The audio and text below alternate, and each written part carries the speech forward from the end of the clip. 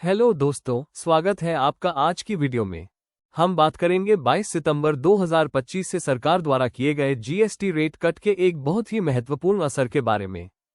अगर आपके गुड्स पहले 28%, 18%, 12% या 5% जीएसटी स्लैब में थे और अब वो एग्जेम्प्ट या जीरो रेटेड हो गए हैं, तो इसका सीधा असर आपके इनपुट टैक्स क्रेडिट यानी आईटीसी पर पड़ेगा।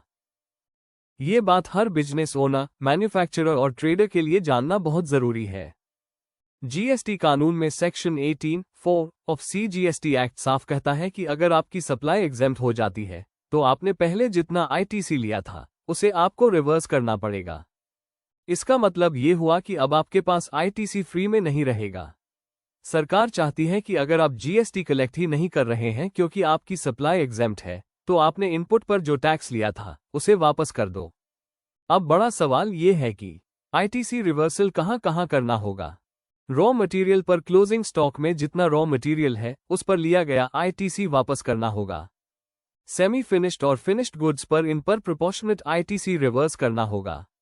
एग्जाम्पल, अगर आपके फिनिश्ड गुड्स में 20% इनपुट टैक्स लगा है, तो उतना हिस्सा रिवर्स करना जरूरी है। कैपिटल गुड्स पर यहां थोड़ी कैलकुलेशन अलग है। कैपिटल गुड्स की यूजफुल लाइफ 5 साल यानी 60 महीने मानी जाती है। आपने जितने महीने यूज कर लिया, उतना मान लिया जाएगा कंज्यूम्ड। बाकी मंथ्स का आईटीसी प्रोपोर्शनेटली रिवर्स करना पड़ेगा। अमाउंट आपको इलेक्ट्रॉनिक क्रेडिट लेजर से डेबिट करना होगा, और अगर बैलेंस नहीं है तो कैश लेजर से पेमेंट करनी होगी। अब सबसे इंपॉर्टेंट बात, अगर आपने समय पर आईटीसी रिवर्सल नहीं किया, तो जीएसटी डिपार्टमेंट आपको नोटिस भेज सकता है। नोटिस आने का मतलब है इंटरेस्ट लगेगा, पेनल्टी भी लग सकती है, और आपकी कंप्लायंस रेटिंग भी खराब हो सकती है। इसलिए जैसे ही आपकी सप्लाई एग्जेम्प्ट या जीरो रेटेड हो, उसी समय आईटीसी रिवर्सल कैलकुलेशन करके बुक्स में एंट्री डालना बहुत जरूरी है। तो दोस्तों, अगर आपके गुड्स पर जीएसटी रेट कट होकर वो अब एग्जेम्प्ट या जीरो रेटेड हो गए हैं, तो ध्यान रखें कि सेक्शन 18(4) के तहत आईटीसी रिवर्सल जरूरी है।